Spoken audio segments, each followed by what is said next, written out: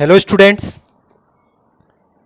देखो बेटा, last class में डिस्कस कर रहे थे प्लांट सेल और एनिमल सेल के बारे में। तो आज कोई दो तीन डिफरेंस पढ़ते हैं उनके बारे में, प्लांट सेल और एनिमल सेल के बारे में, और उन डिफरेंसों को आप नोट कर लेना। चलिए स्टार्ट करते हैं।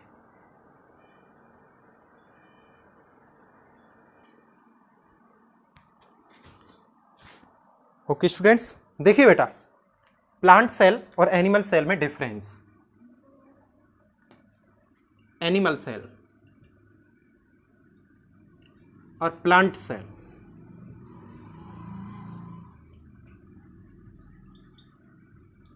फर्स्ट डिफरेंस देखिए, सेल वॉल एब्सेंट। इधर भी फर्स्ट देखो बेटा, cell wall present. Second difference देखो बेटा, क्लोरोप्लास्ट एब्सेंट। याद रखना है, एनिमल सेल में क्लोरोप्लास्ट नहीं होता। क्लोरोप्लास्ट की हल्की सी बारे में मैं आपको एक कहानी बताता हूं। क्लोरोप्लास्ट एक ऐसा सेल ऑर्गेनेल है जो बेटा सेल का किचन रूम कहलाता है। Kitchen room. अब किचन रूम में क्या होता है? जनरली सर फूड फॉर्मेशन होता है, खाना बनता है। अरे सीधी सी बात है, क्या बनता है? खाना बनता है ना। तो ऐसे ही बेटा एनिमल सेल के अंदर क्लोरोप्लास्ट नहीं होता है। क्यों? क्योंकि एनिमल सेल डिपेंड नहीं होती बेटा क्लोरोप्लास्ट के ऊपर।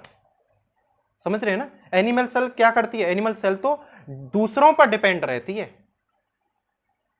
अब अपन देखिए, क्या अपन हमारी बॉडी के अंदर खाना बनता है क्या? अरे यस और नो? कोई ऐसा है वन सर धूप में खड़ा हो गया, सर खाना बन रहा है, थोड़ी देर बाद मिलूंगा? अरे जनरली हम सभी दूसरे प्लांट्स वगैरह पे, ऑटोट्रॉप्स पे तो डिपेंड होते हैं, बिकॉज ऑफ अपन हेटेरोट्रॉप्स हैं बेटा। कैसे? अपन हेटेरोट्रॉप्स हैं, अपन डिपेंड है दूसरों पर।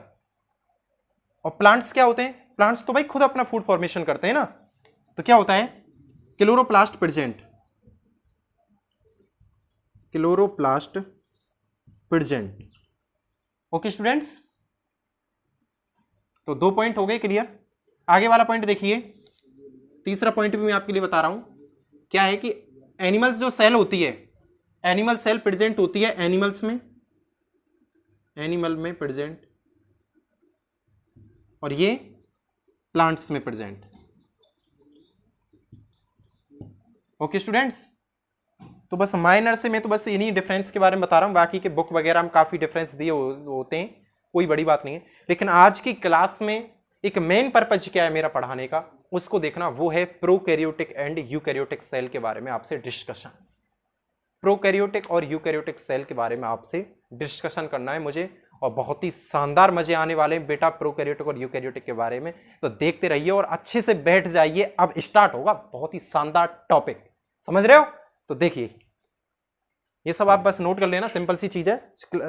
छोटी छोटी क्लासों में भी हम पढ़ते हैं कि प्लांट सेल और एनिमल सेल में क्या क्या डिफरेंस होते हैं। तो अभी देखना है प्रोकैरियोटिक और यूकैरियोटिक क्या होता है। अरे सर ये प्रोकैरियोटिक और यूकैरियोटिक का मीन क्या है? अरे मीन ही तो बताने वाला हूं, तो हो जाइए तैयार, जल्दी से आ जाओ।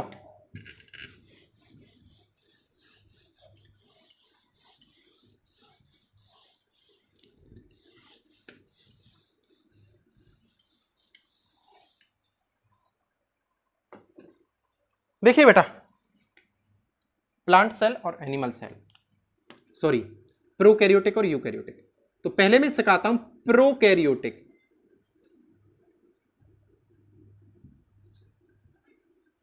और फिर बताऊंगा मैं यूकैरियोटिक। क्या बताऊंगा बेटा? यूकैरियोटिक। अब देखिए प्रोकैरियोटिक वर्ड का मीन क्या है। प्रो यानी होता है प्रिमिटिव। क्या होता है बेटा? प्रिमिटिव। और प्रिमिटिव यानी बोले तो लेस डेवलप। क्या बेटा? Less develop. प्रिमिटिव बोले तो लेस डेवलप। और कैरियोटिक वर्ड का मतलब होता है न्यूक्लियस या न्यूक्लियर मेम्ब्रेन।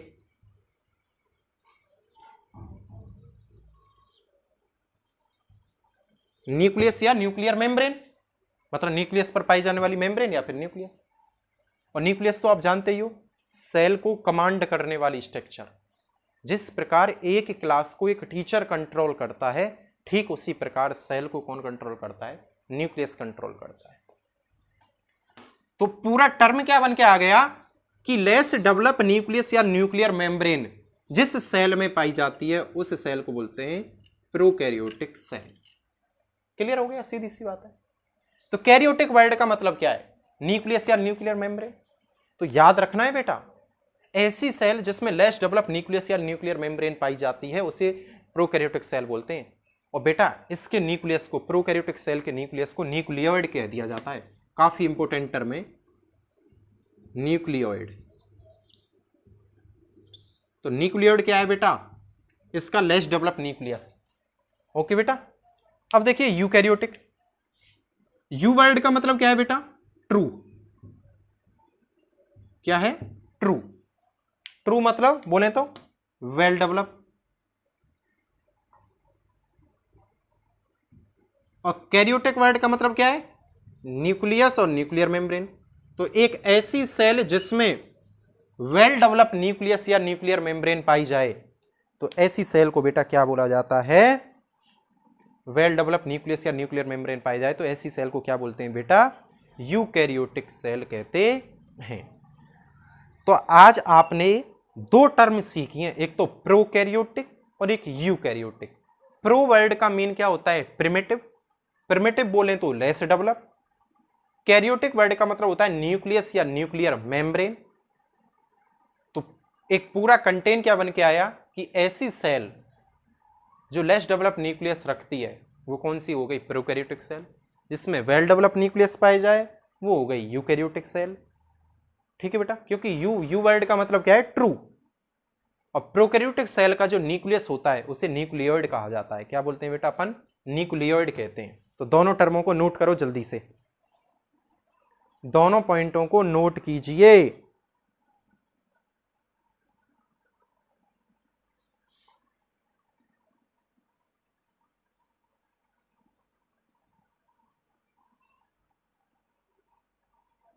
ठीक है बेटा, अब आपको क्या करना है? टेबल बनानी है। और किस चीज की टेबल बनानी है? प्रोकैरियोटिक और यूकैरियोटिक में डिफरेंस की। किसकी? प्रोकैरियोटिक और यूकैरियोटिक में डिफरेंस की।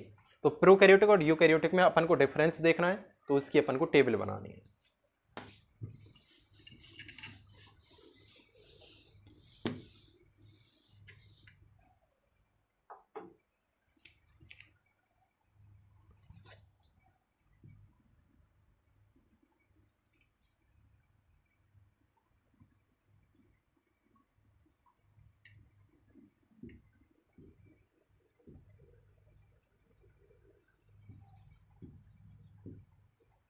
बनाओ बेटा, प्रोकैरियोटिक एंड यूकैरियोटिक में डिफरेंस की टेबल बनाइए।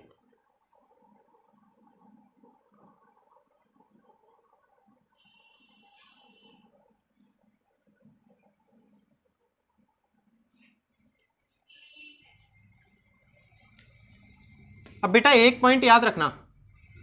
पहला पॉइंट तो आप क्या नोट कर दोगे? Sir less develop cell.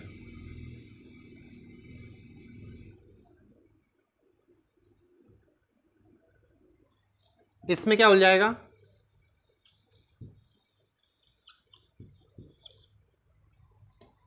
Well develop cell. Okay, less develop cell, well develop cell. कोई प्रॉब्लम यहां तक किसी को? एक पॉइंट क्लियर हो गया कि नहीं हुआ बेटा? लेस डेवलप सेल और वेल डेवलप सेल। अगला पॉइंट क्या है? अगला डिफरेंस देखना है दोनों में। दूसरा डिफरेंस है बेटा, प्रोकैरियोटिक सेल में न्यूक्लियस कहलाता है न्यूक्लियोइड। क्या कहलाता है? न्यूक्लियोइड। जबकि इसमें जो इसका जो न्यूक्लियस है वो तो वेल डेवलप न्यूक्लियस ही कहलाता है।